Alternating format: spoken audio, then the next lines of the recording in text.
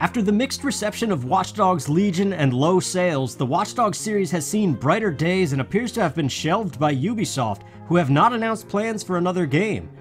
But the series has been in the city slums before, as Watch Dogs 1 notoriously launched with some negative criticism. But what about 2016's Watch Dogs 2, which took place in sunny San Francisco and saw a respectable amount of lifetime sales? I think the future of the franchise rests on its shoulders and with its mysterious ending that hints at something different from what happened in Watch Dogs Legion. So what did Watch Dogs 2 get right, and how does the ending provoke a sequel? Well, to this day, Watch Dogs 2 stands as the poster child of the franchise with the best of all the things the series has to offer. The colorful cast is interesting and presented in such a way that the player feels like they're part of the crew of friends, and the video presentation of the DedSec brand is unique and instantly recognizable. In fact, the whole game could be a standalone installment and still sell well, which both speaks highly of the game, but also doesn't bode well for the series' longevity. So what is Watch Dogs 2 and how does it play? Well, Watch Dogs 2 is a simple story of rising up against the man, or Big Brother, exposing corporations and government corruption in a we the people kind of way, through the power of a hacker group called DedSec, which is akin to the real-world Anonymous. As such, hacking is a key emphasis of the gameplay, which is really fun when it goes smoothly. An ideal situation has the main protagonist Marcus Holloway sneaking through enemy-littered restricted zones, avoiding detection, and using gadgets like the RC jumper card to gain access to unauthorized areas and hack into the homes and gadgets of the corrupt. You also must solve node puzzles, which is a more hands-on presentation of the idea of hacking. But over top of all this is a third-person open-world shooter with the option of getting into gunfights always present. There's a Grand Theft Auto-like pursuit meter with the various gangs and police of the city, however, so running and gunning is usually a last resort for tackling missions. The story of the game is as good as you would expect of a mankind versus the man kind of story, but it's the characters that make it what it is. There's Marcus as the leader of the group, Sitara as the graphic designer and social media manager, Wrench as the punk rock engineer, Josh as the autistic hacker genius, and both Horatio and Ray as the mission coordinators.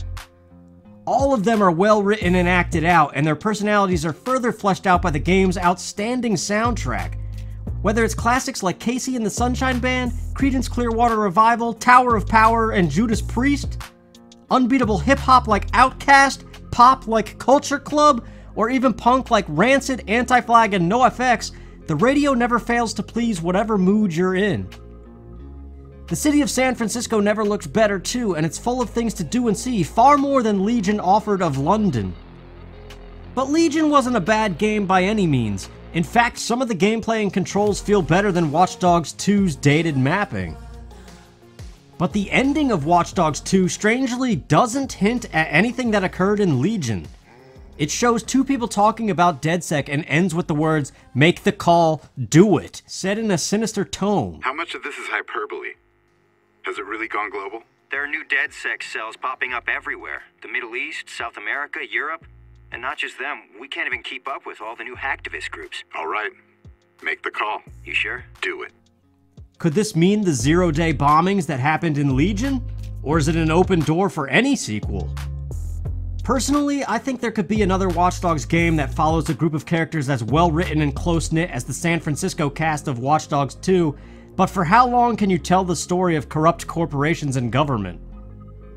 It would have to have another city full of things to do, offering more than what very little side activities there were to do in Watch Dogs Legion, and the soundtrack would have to be as good and varied as it was in Watch Dogs 2. But what do you guys think? Was the series doomed to a limited number of entries from the start, or is there hope for Watch Dogs 4? Should they continue the series with Watch Dogs 2 as the main reference, or should they try to continue with what Legion did? Let me know in the comments, and thanks for watching.